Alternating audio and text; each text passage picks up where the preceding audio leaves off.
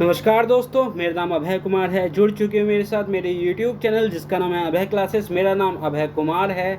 आज political science की दूसरी बुक के बारे में हम पहले लेसन के बारे में जिक्र करेंगे और पहला लेसन का नाम है राष्ट्र निर्माण की चुनौतियां और राज्यों का पुनर्गठन किस तरह से हुआ। ये टॉपिक इस लेसन के अंदर समझेंगे क्योंकि ये टॉपिक ऐसा है कि क्वेश्चंस बनता ही है। ध्यान रखना दोस्तों, ये टॉपिक ऐसा है कि यहाँ से क्वेश्चन हमेशा बनेगा। 6 नंबर से लेके 3 नंबर या 1 नंबर के क्वेश्चन यहाँ से पूछे जाएंगे। यकीन मानिए सारे जो भी डायमेंशन हैं क्वेश्चंस को लेकर सारे कवर करेंगे इस वीडियो के अंदर। आप जुड़े रहना। जुड़ने से पहले आपको एक काम करना है, जुड़े तो रहो, सॉरी बिल्कुल जुड़े रहना है।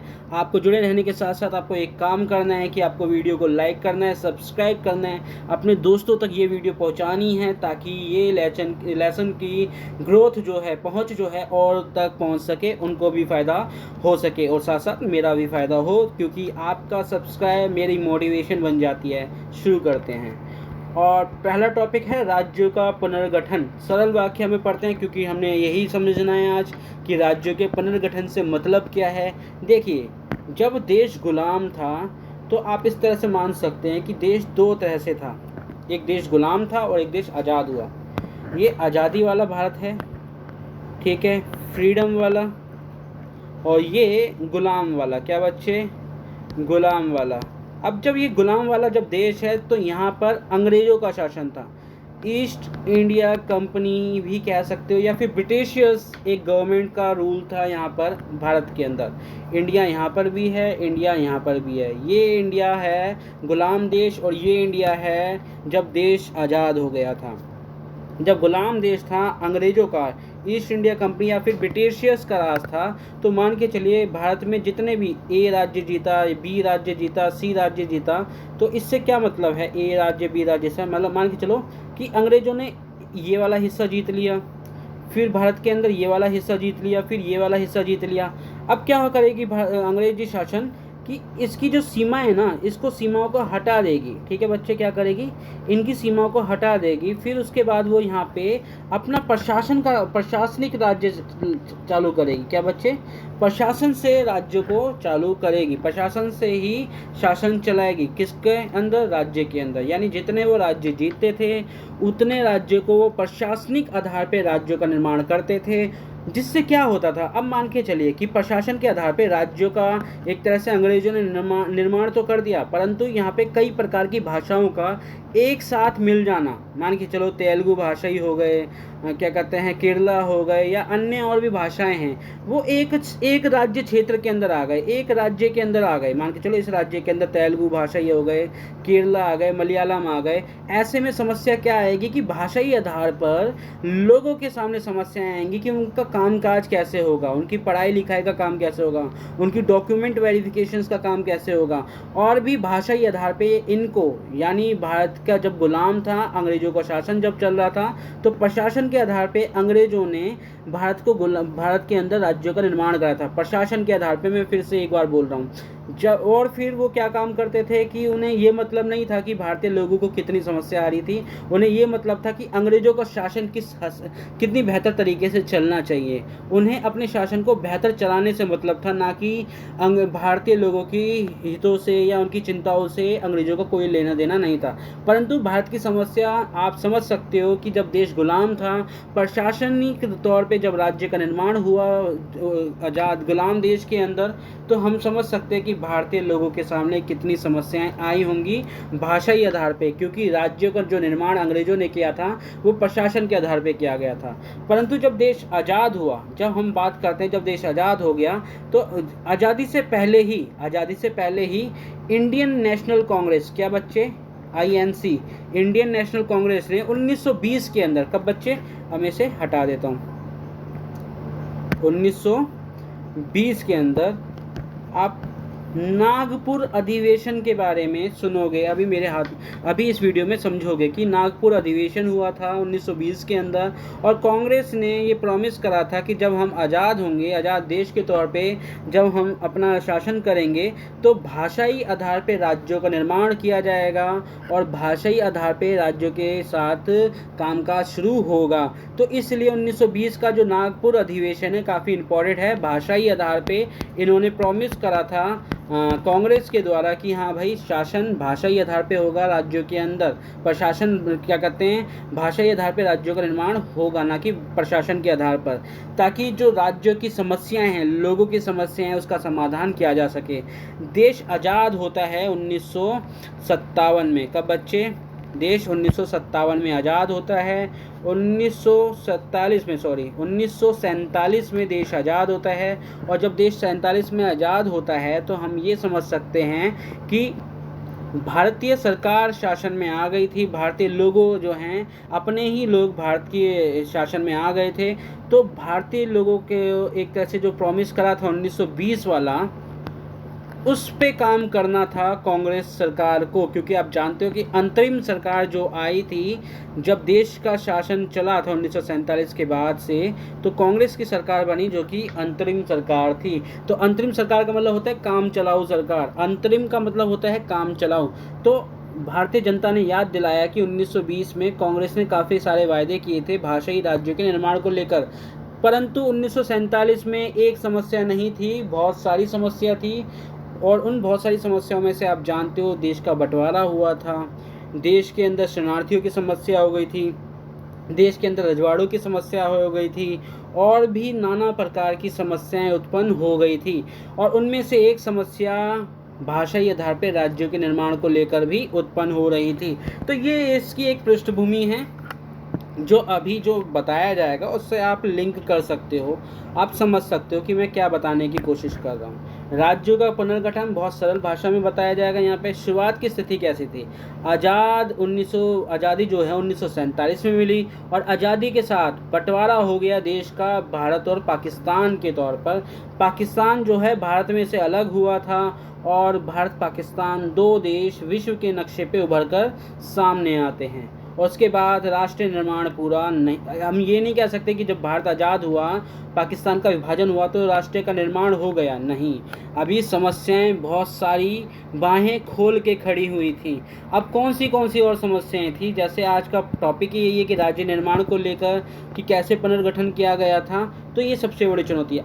अब सबसे बड़ी चुनौती थी राज्यों की सीमाओं को कैसे तय किया जाए। क्योंकि अभी मैंने ये आपको बताया था, जब अंग्रेज़ों का शासन था तो अंग्रेज़ों का शासन प्रशासन के तौर पे चलता था। कैसे चलता था? राज्यों के अंदर प्रशासन के तौर पे चलता था। परंतु जब भारत आज़ाद हुआ तो आप समझ सकते हो कि कांग्रेस सरकार आई, और कांग्रेस सरकार अंतरिम सरकार के तौर पे शासन में आती है। उसके सामने ये समस्या थी कि जो देश के अंदर जो सीमाएं हैं, सीमाएं समझ में आता है, राज्यों की सीमाओं को कैसे निर्धारित किया जाए, कैसे हम तय करें कि किस भाषाई लोगों को किस क्षेत्र में रखना है, उसकी क्या सीमाएं होनी चाहिए। तो ये एक तरह से भारत के अंदर मुख्य समस्या के तौर पे उभर कर आई थी। तो ये काफ़ी इम्पोर्टेंट टॉपिक है, भाषाई आधार पर भारत के अंदर राज्यों को निर्माण करना, फिर उसकी सीमाओं को तय करना कि राज्य की कितनी सीमाओं में किस भाषा को लिया जाएगा। अब सबसे बड़ी चुनौती थी राज्यों की सीमाओं को कैसे तय किया जाए। ये सिर्फ प्रशासनिक मामला नहीं था, बल्कि इसमें भाषा और संस्कृति की विविधता भी जुड़ी हुई थी। यानी भाषा भी जुड़ी हुई थी और सांस्कृतिक विविधता भी जुड़ी हुई थी। ये सिर्फ प्रशासनिक मामला नहीं था, क्योंकि हमने ये समझा था जब अंग्रेज़ों का शासन चल रहा था तो अंग्रेज़ों ने राज्यों का निर्माण प्रशासन के आधार पर करा था, ना कि भाषा के आधार पर। क्योंकि जब प्रशासन के आधार पर जब अंग्रेज़ों ने शासन करा था भारत का, या राज्यों का निर्माण करा था, तो यहाँ पे समस्याएं बहुत सारी खड़ी हो गई थी देश की जनता के सामने। क्योंकि अंग्रेज़ लोग इस पे ध्यान नहीं देते थे, उन्हें सिर्फ अपना शासन को चलाना था, ना कि भारतीय लोगों की चिंताओं को या समस्याओं को सुनना था। तो ये सब चीज़ें आपको ध्यान में रखनी है। जब देश आज़ाद होता है तो फिर कांग्रेस को ये याद दिलाया जाता है कि 1920 में जब नागपुर अधिवेशन हुआ था तो कांग्रेस ने काफ़ी ज़्यादा कस्मे वायदे पेड़ के पीछे आम जनता के लिए खाए थे। तो अब हम इस चीज़ को आगे बढ़ते हैं और समझने की कोशिश करते हैं कि ब्रिटिश शासन के समय की सीमाएं क्या थी। भाई देखो, अंग्रेजों ने प्रांतों की सीमाएं सुविधा और विजय के आधार पर बनाई। कहने का मतलब, अंग्रेजों को सुविधा मिलनी चाहिए, आम जनता जाए भाड़ में। भारतीय जनताओं को तो वो समझते ही नहीं थे, उन्हें बस अपने शासन को चलाना था, अपने काम को बेहतर करना था। आम जनता की समस्याओं से उन्हें कोई लेना देना नहीं था। तो वो जितने राज्य जीतते जाते थे उन्हें एक राज्य के अंदर शामिल कर लिया जाता था। तो ये सिर्फ अपनी सुविधाओं के लिए प्रशासन के आधार पर राज्यों का निर्माण करते थे। कौन? अंग्रेज लोग। ये चीज़ें समझ में आ रही होंगी आपको? ठीक है, क्लियर हो रहा है सब? अंग्रेजों ने प्रांतों की सीमाएं सुविधा और विजय के आधार पर बनाई थी। जहां प्रशासन आसान लगे, प्रशासन आसान यानी जहाँ पे शासन चलाना या प्रशासन चलाना आसान लगे, वहाँ नया प्रांत बना देते थे। उन्हें ये मतलब नहीं था कि भाई एक राज्य के अंदर बहुत सारी भाषाई लोग शामिल हो जाएंगे, बहुत सारी संस्कृति के लोग शामिल हो जाएंगे, फिर उनमें ये तय कर पाना कि भाई मलयालम भाषा से काम चलेगा, तमिल भाषा से काम चलेगा या केरला भाषा से काम चलेगा। नहीं, अंग्रेजों को इस बात से कोई लेना देना नहीं था। भारतीय जो जनता थी, जनमानस थी, उनकी चिंताओं से उन्हें कोई लेना देना नहीं था। तो इसलिए हम समझ सकते हैं कि अंग्रेजों ने अपनी सुविधा के लिए प्रशासनिक आधार पर राज्यों का निर्माण करा। जो राज्य वो जीतते थे उसे प्रशासन के आधार पर राज्यों का निर्माण कर देते थे। जितना क्षेत्र जीत लिया उतना अलग प्रांत। समझ में आ गया आपको? रजवाड़े देसी रियासतों की सीमाएं भी कृत्रिम थी। कृत्रिम यानी मानव निर्मित थी, यानी मनुष्य ही ने, यानी अंग्रेजों ने ही बनाई थी। रजवाड़े और देसी रियासतों की सीमाएं भी कृत्रिम थी। अब इसका मतलब क्या हुआ? मतलब ब्रिटिश शासन की बनाई हुई सीमाएं प्राकृतिक या भाषाई आधार पर नहीं थी। प्राकृतिक नहीं थी और ना ही भाषाई आधार पर थी, वो तो केवल और केवल प्रशासनिक आधार पर थी। प्रशासनिक आधार पर अंग्रेजों ने भारतीय राज्यों का निर्माण करा था। अब समस्याएं आप समझ ही चुके हो कि एक राज्य के अंदर तहत नाना प्रकार की, क्या कहते हैं, अलग अलग प्रकार के भाषाई लोग रहेंगे, तो उनमें कामकाज को लेकर, भाषा क्या कहते हैं, एक बेसिक जो कम्युनिकेशंस है उसको लेकर प्रॉब्लम तो खड़ी होनी ही है। तो ये समस्याएं जब गुलाम देश था तब से ही शुरू हो रही थी। जब देश आज़ाद हुआ, देश 1947 में आज़ाद हुआ, आज़ादी के साथ हम देखते हैं भारत में से पाकिस्तान का एक अलग से हिस्सा बन गया, अलग से निर्माण हो गया। नई सरकार जो आई, कांग्रेस बनी, जो कि अंतरिम सरकार थी। अंतरिम का मतलब होता है काम चलाऊ। अंतरिम सरकार ने क्या काम करा? ये सीमाएं बनावटी कहा, यानी आर्टिफिशियल कहा। किसने बोला? जब भारतीय सरकार आई, यानी जब इंडियन नेशनल कांग्रेस देश, क्या कहते हैं, जब देश आज़ाद हो जाता है तो आज़ाद देश के अंदर इंडियन नेशनल कांग्रेस जब आज़ाद देश के अंदर आती है तो बोलती है कि भैया ये जो बनावटी हैं सीमाएं, ये एक तरह से आर्टिफिशियल है, मानव निर्मित है, और ये सिर्फ और सिर्फ अंग्रेजों को खुश करने के लिए बनाई गई थी, अंग्रेजी प्रशासन को बेहतर चलाने के लिए की गई थी, ना कि आम जनता की समस्याओं का समाधान करने के लिए। तो इसलिए इंडियन नेशनल कांग्रेस ने कहा कि असली आधार होना चाहिए राज्यों का निर्माण होने के लिए भाषा का और संस्कृति का, ताकि एक भाषाई लोगों का राज्य अलग हो सके और दूसरी भाषाई लोगों का राज्य अलग हो सके, और उनके अंदर जो कामकाज चलेंगे और जो भी उसकी प्रक्रियाएं होंगी भाषाई तौर पे, वो आराम से हो सके और जनमानस को कोई समस्या ना हो। तो यहाँ तक मैं उम्मीद करता हूँ आपको समझ में आ रहा होगा। प्लीज़ अगर समझ में आ रहा है तो लाइक कीजिए, कमेंट कीजिए। चीज़ ना समझ में आ रही हो तो मैं उसको शॉर्ट वीडियो में या फिर हो सकता है इसकी लॉन्ग वीडियो में आपको समझा सकूं। तो दोस्तों आगे बढ़ते हैं और फिर शुरू करते हैं एक और नया टॉपिक तो नया नहीं है, वही पुराना है, परंतु उसके अंदर नई चीज़ें क्या जुड़ती जा रही है। जैसे मैंने बताया अभी, नागपुर अधिवेशन 1920 में हुआ था। और ये अधिवेशन का मतलब होता है कि भाई जाहिर सी बात है, कांग्रेस का शासन चल रहा था, देश गुलाम था। कांग्रेस एक तरह से आप कह सकते हो स्वतंत्रता सेनानियों की एक पार्टी थी, और भी इसके अलावा भी, यानी कांग्रेस ही केवल स्वतंत्रता सेनानी नहीं थे, उसके अलावा भी जो अन्य जो लोग थे, जैसे भगत सिंह हो गए, सुभाष चंद्र बोस हो गए, ये भी स्वतंत्रता सेनानी थे। परंतु मुख्य तौर पे अगर हम बात करते हैं अपनी किताबी तौर पे, तो 1920 में कांग्रेस जो है नागपुर अधिवेशन करती है। अधिवेशन का मतलब होता है मीटिंग करते हैं। सभी कांग्रेस के जो बड़े बड़े नेता लोग होते हैं, जो भी कार्यकर्ता होते हैं, वो एक जगह इकट्ठा होते हैं। वो जगह का नाम है नागपुर।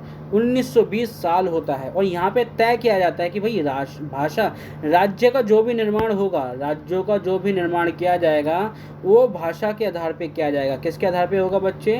भाषा के आधार पे राज्यों का निर्माण किया जाएगा। तो ये साल 1920 में जब देश गुलाम था अंग्रेजों के समय में ही, कांग्रेस ने आम जनता के सामने काफ़ी प्रॉमिस कर दिए थे कि भाई जब देश आज़ाद होगा तो हम भाषाई आधार पर राज्यों का निर्माण करेंगे ताकि जो आम जनता की जो समस्या है उसका समाधान किया जा सके। कांग्रेस की प्रांतीय समितियां पहले से ही भाषाई आधार पर बनी हुई थी। ये बड़ा इंपॉर्टेंट बात है कि जो प्रांतीय समितियां, जो राज्यों की जो कमेटी बनाई गई हैं भाषाई आधार पर, यानी पंजाब की तरफ चले जाओ तो पंजाबी भाषा में, तमिल की तरफ चले जाओ तो तमिली भाषा में, तो तरह तरह की जो अलग अलग भाषाई राज्य है ना, उस आधार पर समितियां कांग्रेस के द्वारा गुलाम देश में बनाई गई थी। कांग्रेस ने बहुत बड़े वादे करे थे आम जनता के सामने अपने नागपुर अधिवेशन में। जब देश आज़ाद होता है, अगर हम चौथे पॉइंट से समझें तो देश जब आज़ाद हुआ 1947 में, लेकिन नेताओं का डर था कि अगर भाषा के आधार पर राज्यों का गठन हो गया तो देश में अव्यवस्था फैल जाएगी और ये देश की एकता को तोड़ भी सकता है। यानी अगर भाषाई आधार पर राज्यों का निर्माण हो गया तो देश की एकता नहीं बन पाएगी और देश के अंदर अव्यवस्था फैल जाएगी, जिससे कांग्रेस ने अपने कहे गए जो वादे थे 1920 में, कब बच्चे, जो 1920 में नागपुर अधिवेशन में जो कस्में वायदे आम जनता के सामने अपने अधिवेशन में कहे थे, उससे वो भागने लगी। तो उन्हें ये क्या समस्या लग रही थी कि भैया अभी देश 1947 में पाकिस्तान भारत में से अलग हुआ है, ऐसा ना हो कि भाषाई आधार पर देश का बंटवारा हो जाए। तो कांग्रेस को ये लग रहा था कि अगर भाषा के आधार पर राज्यों का निर्माण कर दिया गया तो भाषाई आधार पर देश बनने लग जाएंगे, अव्यवस्था फैल जाएगी, देश की एकता को खतरा पैदा हो जाएगा, संप्रभुता खतरे में आ जाएगी। ये सारे मुद्दे देश की सरकार के सामने 1947 में जो अंतरिम सरकार थी उसके सामने खड़े हो गए। देश के सामने पहले से ही रजवाड़ों का विलय एक समस्याएं थी। रजवाड़ों का मुद्दा अभी ये हम नेक्स्ट जो टॉपिक लाएंगे रजवाड़ों के विलय को लेकर, उसमें अच्छे से समझेंगे कि देश के सामने पहले से ही रजवाड़ों का विलय को लेकर काफ़ी ज़्यादा समस्याएं थी। आर्थिक और सामाजिक चुनौतियां पहले से बनी हुई थी, इसलिए केंद्र सरकार ने फिलहाल भाषाई राज्यों के गठन का फैसला टाल दिया, यानी ठंडे बस्ते में इस मुद्दे को डाल दिया कि भाई पेंडिंग कर दिया, बाद में करेंगे, इस मुद्दे को ध्यान में रखेंगे। परंतु ना जो भारत की, जो दक्षिण भारत की जनता है उसमें काफ़ी विरोध का सामना करना पड़ा। सरकार को काफ़ी ज़्यादा विरोध होता है और ये विरोध इतना होता है कि आंध्र आंदोलन के नाम से जाना जाता है। कौन सा आंदोलन? आंध्र आंदोलन। ये एक नंबर में पूछा जा सकता है कि आंध्र आंदोलन से क्या मतलब है। ठीक है, भाषाई मुद्दे को लेकर आंध्र आंदोलन चला था आंध्र प्रदेश के अंदर। तो परंतु जनता और स्थायी नेताओं ने इसका विरोध करा। भाई कांग्रेस ने तो कह दिया कि हम बाद में इस समस्या को देखेंगे, परंतु जो समस्या आम जनता के सामने जो रोजाना की थी, जनता परेशान हो गई थी, तो जनता ने आंदोलन करना शुरू कर दिया, विरोध करना शुरू कर दिया।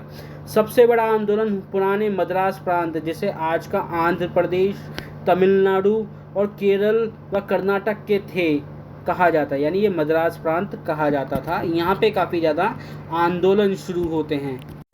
अब यहाँ पे उनकी मांग क्या है? डिमांड तो यही है कि भाई भाषाई आधार पे राज्यों का निर्माण होना चाहिए। भाषाई आधार को लेकर ये तो देश जब गुलाम था तब से ही मुद्दा चल रहा था।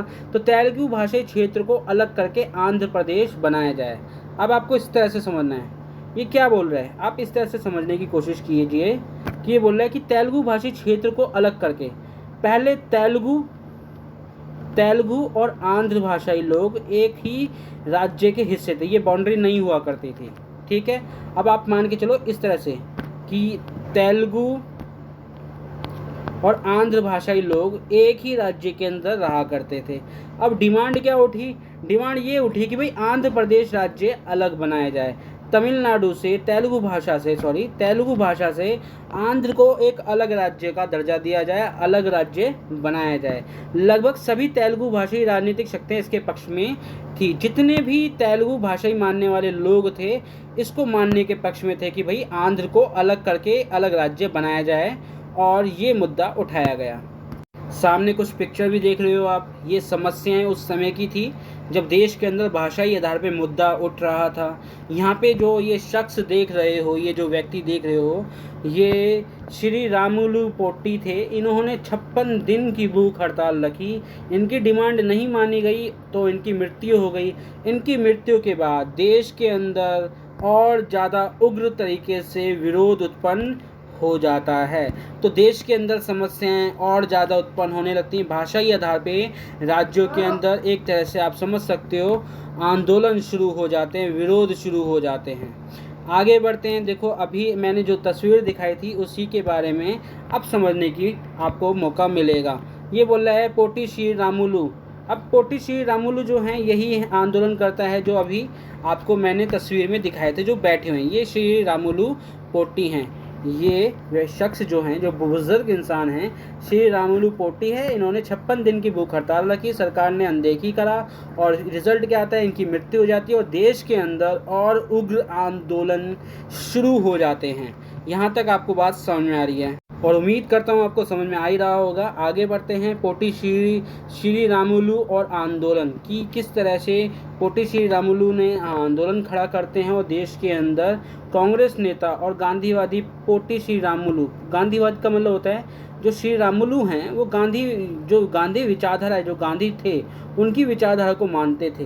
तो उन्होंने अनशन करा, भूख हड़ताल शुरू कर दी और 56 दिन की भूख हड़ताल करने के बाद उनकी मृत्यु हो गई। ये 56 दिन की भूख हड़ताल इस तरह से हम देख सकते हैं कि भाई इतनी समस्याएं उत्पन्न हो गई उनकी मृत्यु के बाद। जिनकी मृत्यु के बाद श्री रामुलु पोटी के मरने के बाद देश के अंदर आगजनी होने लगी, जगह जगह हिंसक आंदोलन होने लगे, हिंसक घटनाएं घटने लगी। ये सब चीज़ें आंदोलन जो है उग्र तौर पे दिखने लगा। लोग बड़ी संख्या में सड़कों पर उतर गए, पुलिस ने फायरिंग करी और लोग मारे गए। यहाँ पे मद्रास के कई विधायकों ने इस्तीफा दे दिया क्योंकि विधायक जो थे वो कांग्रेस पार्टी से जुड़े हुए थे। ये आंध्र प्रदेश का उस समय का दृश्य है जो समझा रहा है कि किस तरह से देश के अंदर भाषाई आधार पे हिंसक आंदोलन हुए। ये श्री रामुलु पोटी हैं, इनकी मृत्यु हो जाती है। देश की जब मृत्यु हो जाती है तो ये हिंसक आंदोलन हो जाते हैं। ये लाठी लेकर चल रहे हैं, सरकारी संपत्ति को तोड़ रहे हैं और यहाँ पे जो पुलिस है इनको दबाने की कोशिश कर रही है, इनको गोली मार रही है। ये सारी घटनाएं घटित होती हैं देश के अंदर। केंद्र सरकार का झुकाव, क्योंकि हालात बद से बदतर होते जा रहे थे, देश की स्थिति बड़ी नाजुक स्थिति से गुजर रही थी और केंद्र सरकार इन सब मुद्दों के सामने झुक जाती है। आंदोलन बहुत बढ़ गया था, सरकार दबाव में आ गई थी। आखिरकार दिसंबर 1952 में प्रधानमंत्री ने यह घोषणा कर दी। उस समय के प्रधानमंत्री 1952 के जवाहरलाल नेहरू थे और तेलुगु भाषी क्षेत्र को अलग करके आंध्र प्रदेश राज्य बनाया जाएगा। यहाँ तक बात आपको समझ में आ गई होगी, मैं उम्मीद करता हूँ मैं आपको समझा पा रहा हूँगा। आगे बढ़ते हैं और चीज़ों को अच्छे से समझते हैं। तो देश के अंदर यहाँ पे कुछ ये नेता लोग हैं, ये अनाउंस करते हैं कि भाई देश में आंध्र राज्य जो होगा, आंध्र प्रदेश राज्य बनाया जाएगा और भारत का पहला ऐसा राज्य बनता है आंध्र प्रदेश जहां जो राज्य पुनर्गठन के तौर पे भाषाई आधार पे बना था। तो यहाँ तक बात समझ में आ रही है। ये जो आंदोलन करता है उन्होंने कांग्रेस की बातें सुनी और सहमति जताई और ये सारी चीज़ें घटित होती है। निष्कर्ष हम क्या समझते हैं? निष्कर्ष ये होता है कि इस तरह भाषाई आधार पे पहला राज्य आंध्र प्रदेश बना। ये आपके सामने है। भाषाई आधार पे पहला राज्य कौन सा बना? 1953 में आंध्र प्रदेश बना और यहीं से आगे चलकर 1956 में राज्य पुनर्गठन आयोग बना। देखो 1953 में क्या कहते हैं, राज्य पुनर्गठन आयोग बनता है और 1956 में राज्य पुनर्गठन आयोग अधिनियम बनकर तैयार होता है और ये लागू हो जाता है। यानी बनता कब है राज्य पुनर्गठन आयोग? 1953 में और लागू कब होता है? 1956 में। आयोग की सिफारिशों पर लगभग पूरे देश में भाषाई आधार पर राज्यों का पुनर्गठन किया गया। तो दोस्तों आज की ये वीडियो कैसी लगी? उम्मीद करता हूँ अच्छा लगा होगा। अगर आपको ये अच्छी वीडियो थोड़ी सी भी लगी होगी, अगर आप यहाँ तक पहुँच गए होंगे तो प्लीज़ इस वीडियो को सब्सक्राइब कीजिए। साल के अंत तक मुझे इस चैनल पे 500 सब्सक्राइबर बढ़ाने हैं। तो दोस्तों आपका साथ होना चाहिए। आपका अगर साथ होगा तो ये तभी मुमकिन होगा। तो आज के लिए इतना ही, धन्यवाद।